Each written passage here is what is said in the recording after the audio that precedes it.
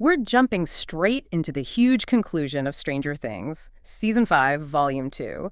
And our mission, well, it's to cut through all that noise and give you the absolute essentials of how this whole saga ends. It's a huge task. I mean, what we're talking about is this massive Ansopalua. That's the perfect word for it.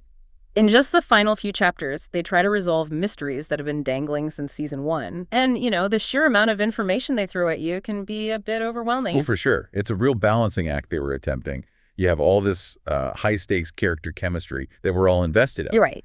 But then they layer it with this incredibly dense scientific and plot exposition. If you tried to process the core mechanics of the Upside Down in the moment, you probably missed like half of it. And that's exactly why we're here. We're going to try and extract those key nuggets, the real four-wall men, to explain what is actually at stake. Because Vecna's endgame, it's so much more terrifying than just some big monster. I think what's most impressive, though, is just the writing itself.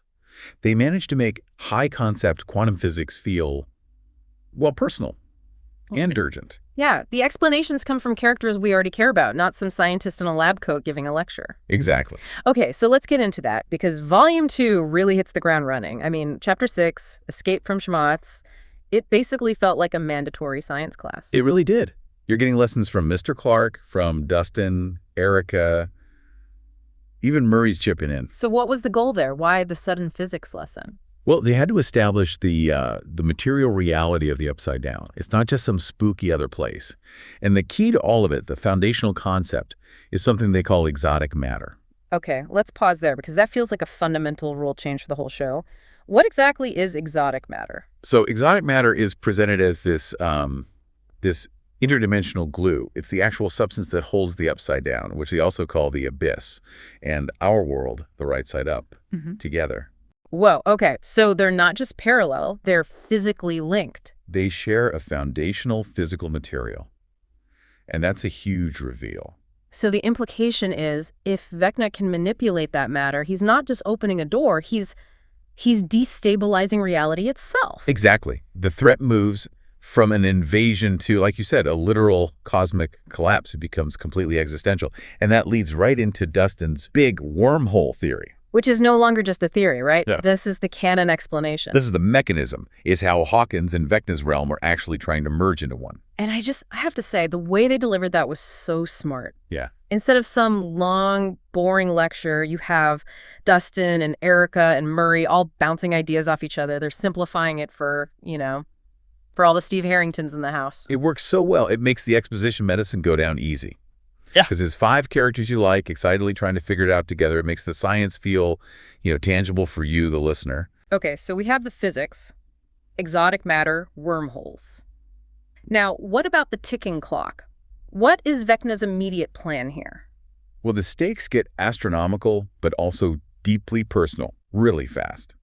We find out he's captured 12 children. Including Holly Wheeler, which is just terrifying. Right, and they're plugged into his hive mind. They're not just prisoners. He's keeping them safe in this psychic construct. The sources called it a faux perfect cray. A faux perfect cray. Let's break that down. What does that mean?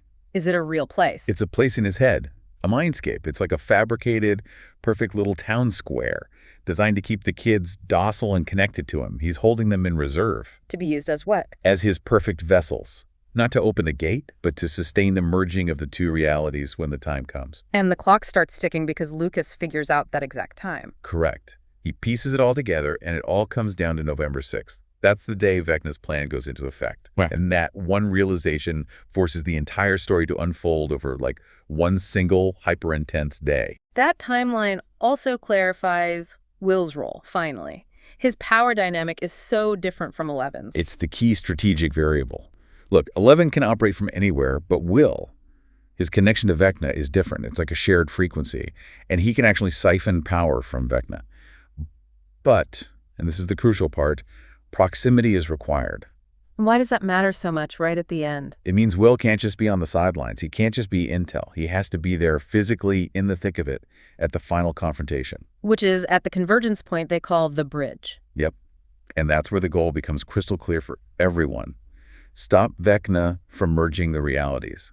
It's not just about saving Hawkins anymore. It's about preventing total annihilation. Which brings us to the emotional core of all this, the character stuff that stops it from just being a science lesson. Right, because despite all that dense theory, they still managed to give some really necessary spotlights to certain characters. So who's your dark horse MVP for this last stretch? I have to give it to Nell Fisher's Holly Wheeler.